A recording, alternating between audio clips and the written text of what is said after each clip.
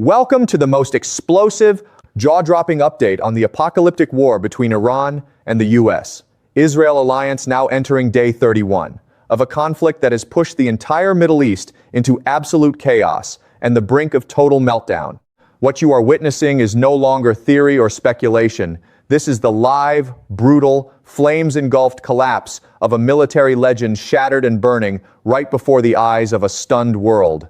Forget everything you believed about invincible defense systems. Erase every confident warning that once echoed from Washington. Because right now, the planet is holding its breath as an unprecedented nightmare unfolds in real time. Israel, the steel fortress of the West, is being dragged mercilessly into a raging inferno of fire and destruction.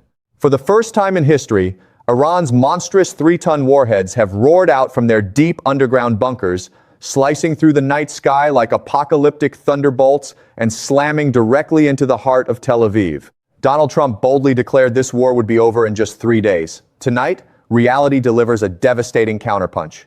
His grand plan lies in ruins, while the United States is being dragged into a dangerous abyss where even its ultimate weapon, the almighty petrodollar, is facing unprecedented existential pressure. Meanwhile, in the East, Russia and China watch in calculated silence, sharpening their knives and patiently waiting for the perfect moment to redraw the map of global power. What does this all truly mean? Can Israel survive the coming days as its once proud defenses are pushed to the absolute limit? What terrifying strategic message do Iran's 3-ton monsters carry? And why is the crumbling of the petrodollar handing Russia and China a historic golden opportunity to challenge and perhaps dismantle American dominance forever?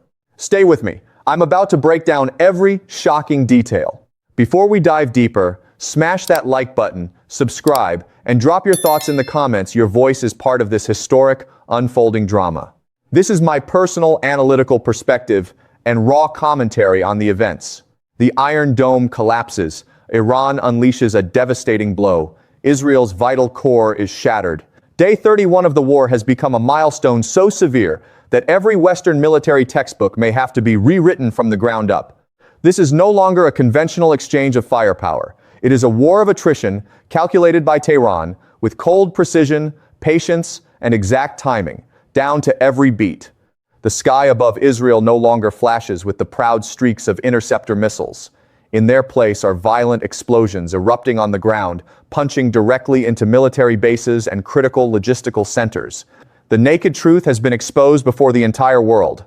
The legend of the Iron Dome, once praised as untouchable, has collapsed completely for one simple but devastating reason: ammunition exhaustion.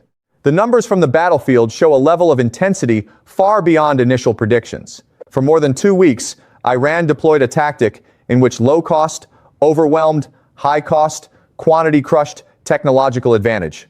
Thousands of cheap suicide drones and older generation cruise missiles were launched continuously, forming dense waves of fire that forced the other side to respond with expensive interceptor missiles. Israel, with absolute faith in technology, poured out interceptor rounds worth hundreds of thousands of dollars to destroy targets worth only a small fraction of that price. That was not just a financial miscalculation. It was a systemic, strategic mistake, and the price was not merely monetary. The price was the erosion of national defensive capacity itself. The result is now visible. Strategic stockpiles have been worn down to the bottom, and air defense batteries are left as little more than motionless steel frames. Systems that were once viewed as the ultimate shield have now become symbols of helplessness. This is precisely the moment Tehran had patiently prepared for over many years.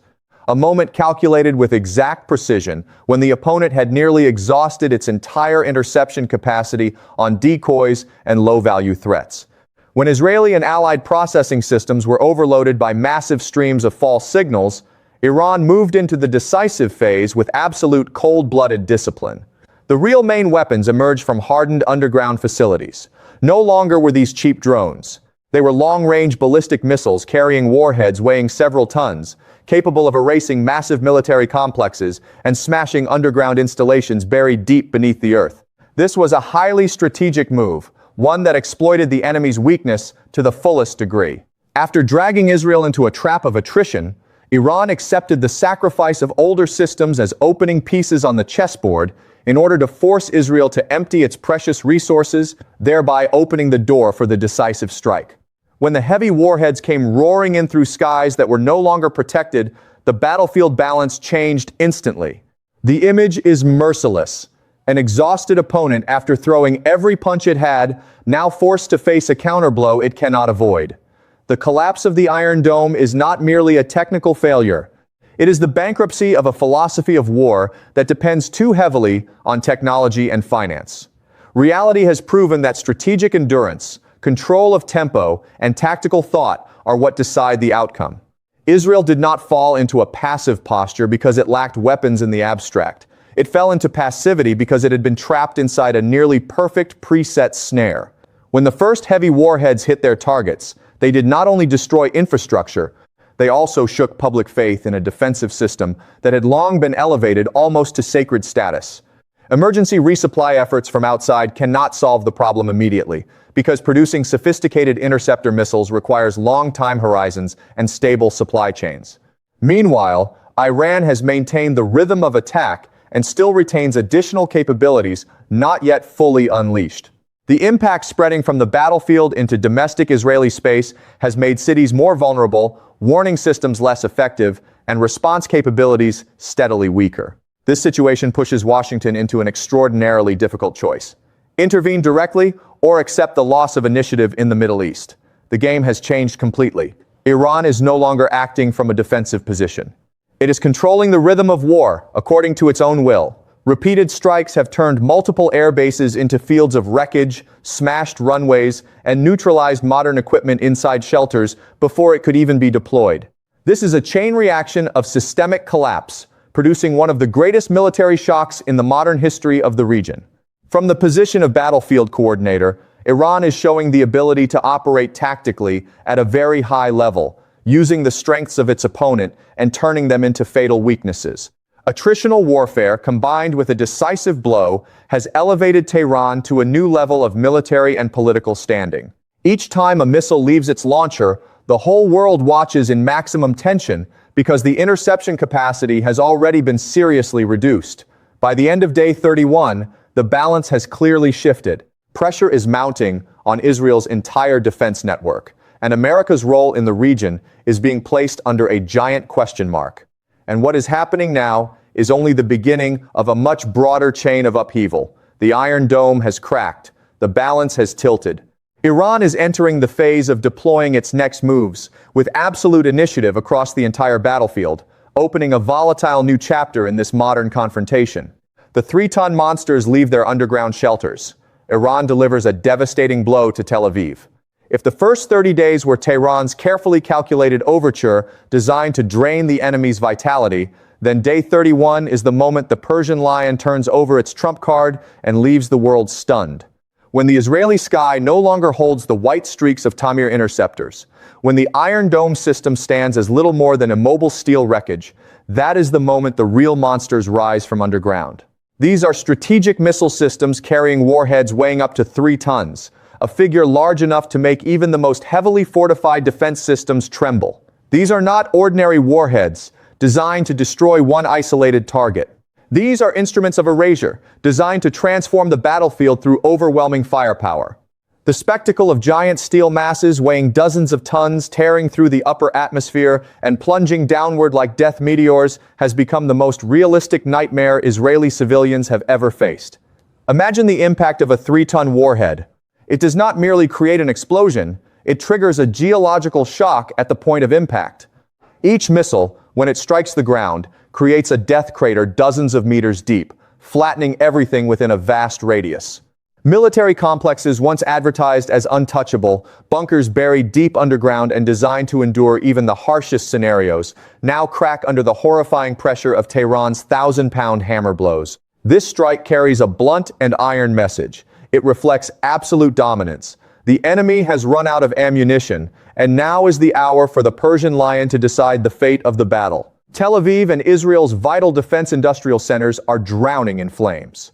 Thick black columns of smoke climb thousands of meters into the air, blocking out the sun and turning modern urban centers into wastelands of war. There are no more warning sirens, no more dramatic mid-air interceptions. In their place, there is only the shriek of death and the earth-shaking roar of explosions, signaling the collapse of a system once believed to be invincible. And what is horrifying is not only the explosive power itself, but also the tactic behind it: the use of massive penetrating warheads and follow-on thermobaric destruction. According to the logic of the video, Iran calculated with extreme sophistication. The first missiles carried penetrating warheads to break through the reinforced concrete layers above. Immediately afterward, the next waves carried thermobaric payloads to annihilate the living force inside underground shelters. This is no longer ordinary warfare. It is described as a purge of military technology itself. Israel's fighter fleets, worth hundreds of millions of dollars each, the pride of Western air power, now lie motionless inside collapsed shelters, turned into twisted scrap before they can even take off on any counterattack mission. The brutality of this reality pushes Israeli military command into a state of extreme panic.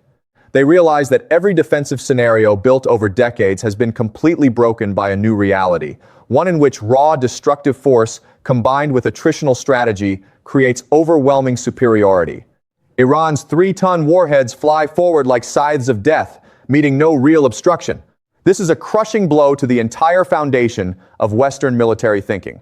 Israel is paying in blood and fire for its arrogance, for overtrust in a technological shield and the patronage of Washington, while forgetting one of the oldest truths of war. When the opposing side has made up its mind to fight to the end, the price can become survival itself. Look also at the chilling silence from American military bases in the region. They are watching their ally being crushed and yet do not dare intervene directly. The reason is brutally clear. Any escalation could redirect these 3-ton strikes toward American aircraft carriers and bases in places such as Qatar or the UAE. Iran has, through firepower, created a de facto denial zone, proving that it no longer fears any alliance. Every explosion in Israel now acts as a cold warning to Washington. The age of absolute military imposition in the Middle East is slowly closing. In the inferno over Tel Aviv, the impotence of an outdated military system becomes impossible to hide. These 3-ton warheads are not only destroying military bases, they are shattering the image of invincibility that Israel built over many years. Now every patch of land can become a target. Every underground shelter can become a collective grave. Iran is controlling the tempo of the battlefield in a composed and deliberate manner, calmly choosing its targets and delivering decisive strikes. This is the bitter lesson of modern war. Dependence on a shield without the ability to adapt leads to inevitable defeat. The 3-ton warheads have become symbols of the rise of a power that refuses to bow. A force ready to redefine the game through power and will. The reality now shows Israel being pushed into a position with no road backward. The sea of fire keeps spreading. With every passing second, the psychological weight of Iranian power digs deeper into the mind of the West. This war, according to the video's telling, will not be ended by agreements on paper. It will be decided by brutal battlefield reality, where the side that is stronger, more enduring, and more cunning will write the final ending. Trump's plan collapses, the dance of entrapment begins, and a bitter ending comes into view for the superpower. If the first 2 parts exposed an Israel writhing in flames and an Iron Dome transformed into scrap metal, then this next part pulls down the curtain to reveal the bitter failure of the controlling mind behind it all in Washington. Donald Trump's plan of rapid victory, of using overwhelming force to impose order, has officially been thrown into the garbage bin of history. What is happening in the Middle East is no longer a military excursion. It has become a gigantic quagmire, a black hole devouring American strength and prestige, turning the title of great negotiator into a joke on the global geopolitical chessboard. The essence of Trump's plan was simple. He wanted to use overwhelming air power combined with suffocating sanctions to force Iran to submit within a week. Washington believed that with carrier strike groups and stealth fighters like the F-35, it could decapitate Tehran's leadership structure and force the country to sign an unconditional surrender. But the reality of Day 31 has delivered a blazing slap to that confidence. Iran has not submitted. Instead, it has calmly laid out a long war posture while combining it with thunderous counterstrikes, turning Pentagon calculations into meaningless debris. America is now entering the nightmare scenario it always tried to avoid. Trump once wanted to withdraw troops, fulfill the promise of America first, and end distant wars. But now he is chained to a conflict where every passing day forces the United States to pour in billions of dollars, thousands of tons of equipment, and endless resources into a bottomless pit called Israel. Sending forces may be easy. Leaving with honor is a problem without an answer. Every time Washington starts thinking about stepping out, the Persian lion lands another 3-ton punch, forcing America to remain in place, to sustain an ally that the video describes as near collapse. This is exactly the strategic deadlock that Tehran's planners in this narrative designed with cold precision. The failure of Trump's plan also lies in Washington's underestimation of Iranian will and defensive depth. They believed bombing alone could end the matter. But they forgot that Iran is a state with a self-reliant defense industry and difficult geography, where air superiority is steadily worn away. When the 3-ton monsters began to speak, they did not only devastate Tel Aviv. They also tore apart the optimistic reports once presented by American generals. The belief that America could control the tempo of war has vanished, as even American bases in Qatar or Bahrain are forced to live under extreme tension, facing the possibility of attack at any moment. Fractures inside the Western camp are becoming more visible as European allies begin seeking ways to distance themselves from the spiral of destruction. Trump is gradually becoming isolated on the very board he himself created. The threats coming out of Washington now sound hollow, because reality has shown that America does not dare deploy ground forces into Iran itself. A war without ground forces is a war that cannot truly be ended, and that prolonged entrapment is the road toward exhaustion for a superpower. Trump is stuck between pressure from interest groups demanding that Israel be saved and anger from American voters over promises that have not been fulfilled. At the same time, the conflict is exposing a fatal weakness of the U.S. military, the ability to sustain logistics in a prolonged, high-intensity war. As Israel's ammunition stockpiles run dry, America is forced to draw from global reserves to compensate, thereby weakening itself on other fronts. Iran has turned the war into a machine that chews through American resources at terrifying speed. The faster Washington wants victory, the longer Tehran stretches the conflict, squeezing out the financial and military strength of its adversary step by step. Rarely has the standing of an American president been shaken so violently by a Middle Eastern state. Every tool, from nuclear deterrence rhetoric to cyber pressure, has been used, and yet Iran still stands like a steel fortress. The collapse of Trump's plan is, in this telling, proof that the era when America could impose its will by force is coming to an end. The Middle East is no longer Washington's playground. It has become the burial ground of an old order's ambitions. The cost of this entrapment is not only money or equipment, it is the collapse of global confidence. The world is watching America's helplessness before Iranian firepower and drawing its own conclusions. A superpower that cannot protect its closest ally cannot sustain a global order. This is the beginning of a chain reaction of collapse that may spread even farther. Trump is still searching for a face-saving exit, but Tehran has no intention of granting him that opportunity. The war has become a test of will, where the side with greater patience wins. And at this moment, with precise strikes and a posture as solid as bedrock, Iran is showing that it is the one holding the initiative. The picture facing Washington at the end of this part is deeply bleak. America has fallen into a strategic trap. Israel is described as gasping, and Trump is confronting the heaviest military failure of his career. The Middle Eastern quagmire is widening, ready to swallow what remains of an empire that once called itself invincible. Iran locks down Hormuz. The petrodollar empire trembles at its roots. If the wave of Iranian 3-ton missiles is the direct punch to Israel's body, then the move to choke the Strait of Hormuz is the lethal blade thrust straight into the soul of the American empire known as the petrodollar. On day 31, the world is not only shocked by the sea of fire over Tel Aviv, it is also shaken by a colder reality. The throat of global energy now lies in Tehran's hands. This is no longer merely a warning delivered in diplomatic language.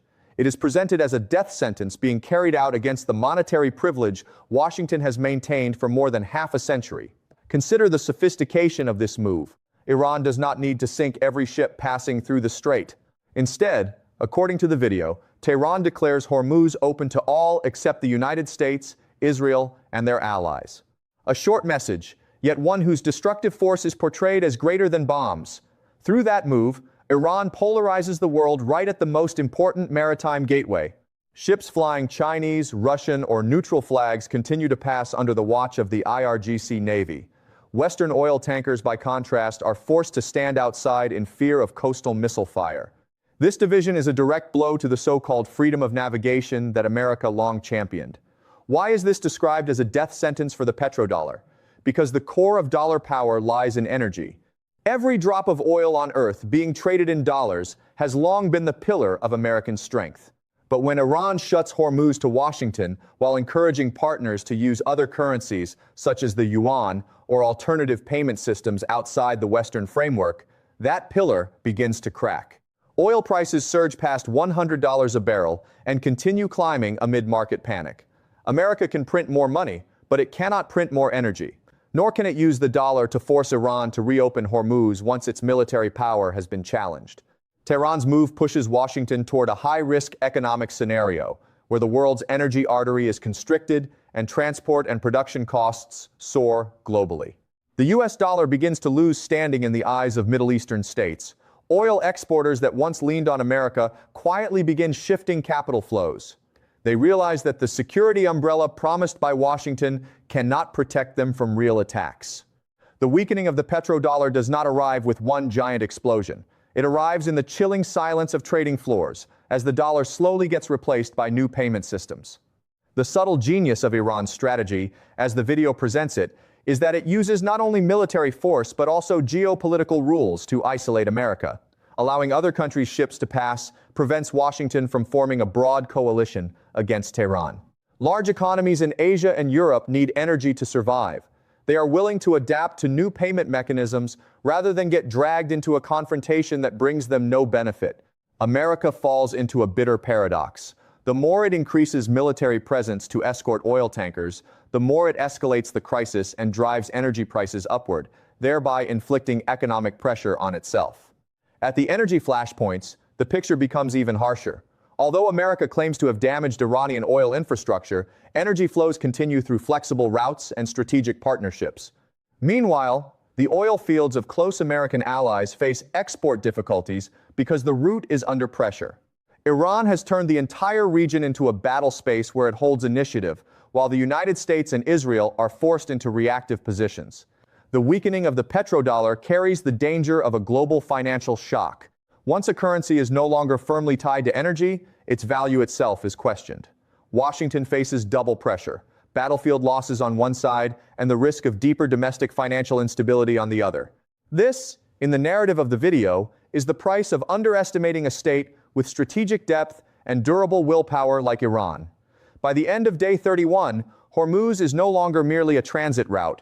It has become a symbol of shifting reality.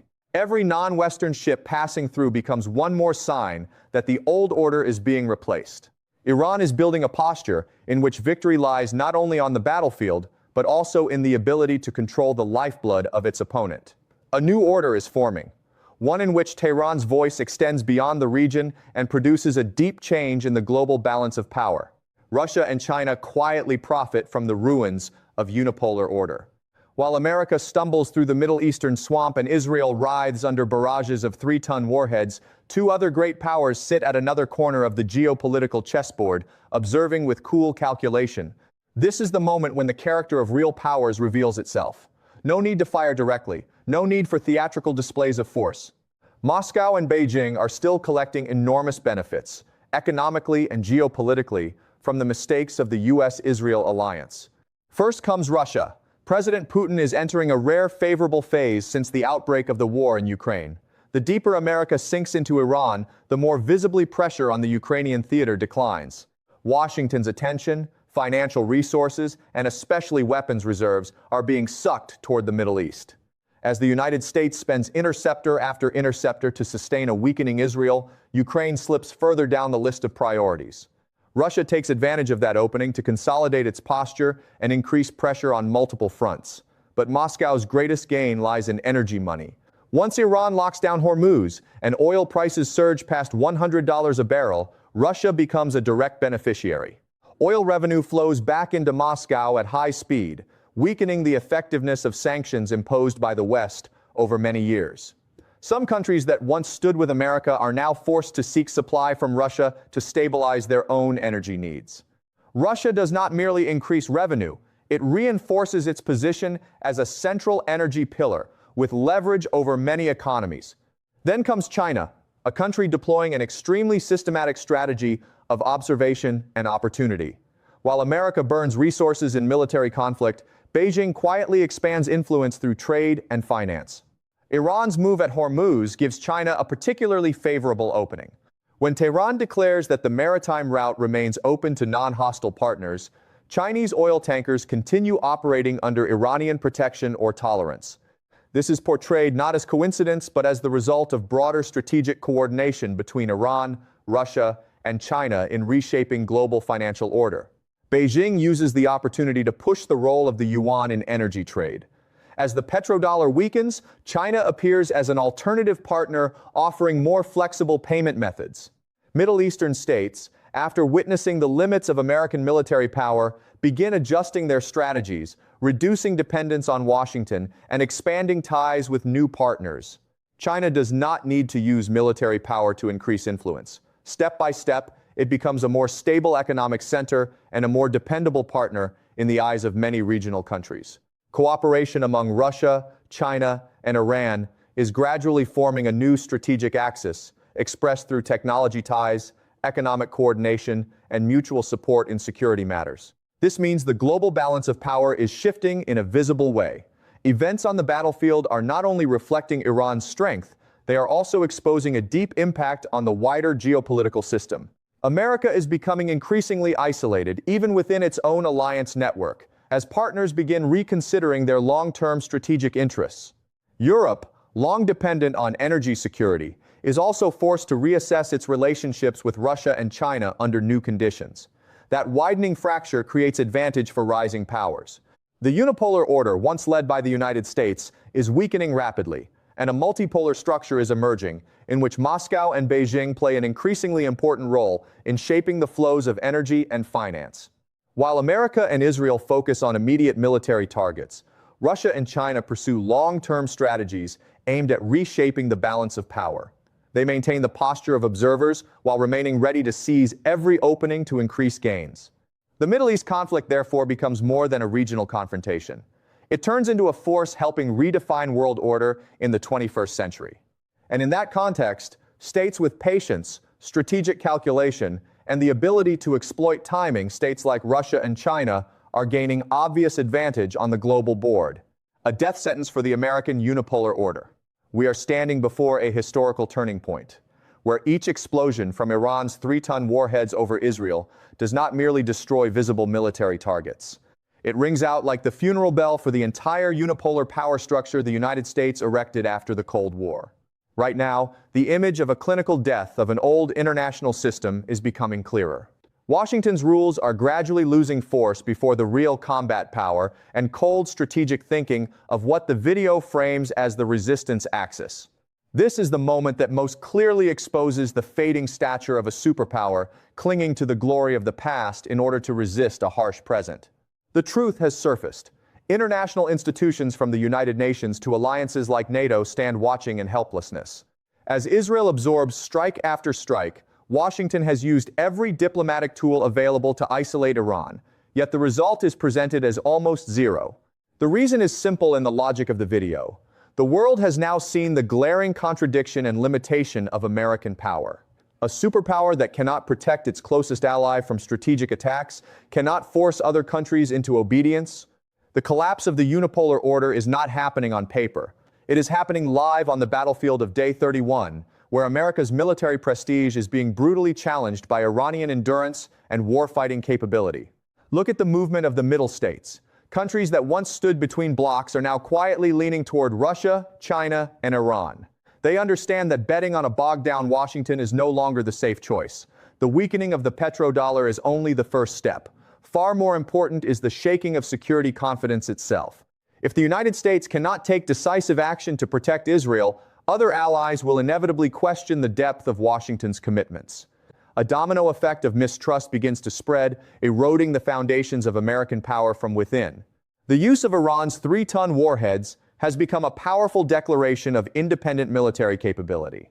It proves that a country under long-term sanctions can still build enough strength to change the strategic equation. That reality sends a profound, psychological message to every nation seeking to escape dependency. The unipolar order was built not only on hard power but on imposed fear. Yet when that fear is shattered by devastating explosions over Tel Aviv, the entire structure begins to dissolve. The world is entering a new phase in which power is no longer concentrated in one center, but redistributed according to self-reliance and practical capability. The declining effectiveness of economic sanctions clearly shows the old order weakening. Even under maximum pressure from Washington, Iran continues producing, cooperating, and expanding connections, while Russia and China quietly construct alternative payment systems and energy flows that detach from Western financial control. America has been pushed into a reactive position. The Middle East quagmire has become a golden opportunity for other powers to shape a new and more balanced global order. In this context, the balance of power is visibly shifting. America and Israel, once acting from a position of initiative, now face growing pressure. Iran, once portrayed as surrounded and constrained, has risen to control the battlefield rhythm in one of the world's most strategic regions. This is not accidental. It is the result of long-term planning, patience, and meticulous calculation. A new order is emerging in which the voices of Tehran, Moscow, and Beijing carry far greater weight. The 3-ton warheads do not merely destroy military targets, they shake the very image of American indispensability. When the smoke finally settles, the world will have to face a new reality. No single country will be able to impose its will unilaterally without paying a corresponding price. China rises the long-game winner on the geopolitical board. While America keeps burning money and prestige in ineffective air campaigns, and Israel scrambles desperately to patch the fatal holes in the Iron Dome, the Chinese dragon in the east is making quiet, calculated moves whose impact may rival even Iran's 3-ton warheads. This is the key section for understanding who may truly control the game when the smoke clears. Beijing does not need to display raw force. It only needs to act at the perfect moment to push Washington into the position of an outdated power slowly being left behind. Look at China's approach to the Middle East, in the middle of the storm. While America sends aircraft carriers, China sends diplomatic delegations and signs major economic agreements with Tehran, Riyadh, and Abu Dhabi. Beijing's strategy is highly practical. It does not choose sides to fight. It builds a new ecosystem of economics and influence outside the American orbit. Iran's decision to allow Chinese ships through Hormuz while restricting the West is no accident. It is a clear signal of the new order being formed. The message is unmistakable. Those who want stability and development must work with partners that respect sovereignty. The weakening of the petrodollar has created a historic opening for China to promote the yuan in energy transactions. As oil markets become unstable, Beijing rapidly signs long-term agreements with Iran and Gulf states through new payment mechanisms, striking directly at the financial base of the United States. Washington may still wield military power, but it can no longer control the economic choices of sovereign states once confidence in the dollar begins to fade. China expands its influence step by step without using force, becoming an economic partner and credible mediator in the eyes of many Middle Eastern countries. As America sinks deeper into the quagmire, a power vacuum appears, and Beijing fills it through infrastructure, technology, and long-term strategic projects. The coordination between Russia, China, and Iran is forming a clear new power structure. Russia applies energy and military pressure. Iran maintains battlefield initiative. China consolidates economic and diplomatic influence. This combination leaves America in a reactive posture on multiple fronts. Every move Washington makes only pushes regional countries closer to China, a long-term strategic failure. A multipolar world is emerging, and within it, China is rising as the new coordinating center. Beijing does not need a direct showdown. It simply exploits its rivals' mistakes to grow stronger. When countries in the region begin to see China as their primary partner in economics and even security, America's role declines further. China's advantage comes not from the violence of firepower, but from long strategic vision and the ability to seize perfect timing. After 31 days of upheaval, from the weakening of Israel's defense system to the force of Iran's strategic strikes, the failure of Washington's plan, and the global shift of power, everything converges into one broader picture. The unipolar order is closing, and a new structure is taking shape. Within that structure, countries like Iran, armed with willpower and self-reliant capability, are claiming a major role in shaping the future. The arrogant will pay a price. The patient and opportunistic will hold the advantage. In the assessment embedded in this narrative, the situation will continue changing sharply in the coming period. So, what do you think? Is this truly the turning point that marks the decline of American influence in the Middle East, or is it only a transitional phase before another reversal? Share your views in the comments so we can discuss it further together. And if you found this analysis useful, please share the video, hit like, and subscribe to Jiang Xueqin to continue following the latest updates. See you again in the next reports with deeper and closer to the ground perspectives.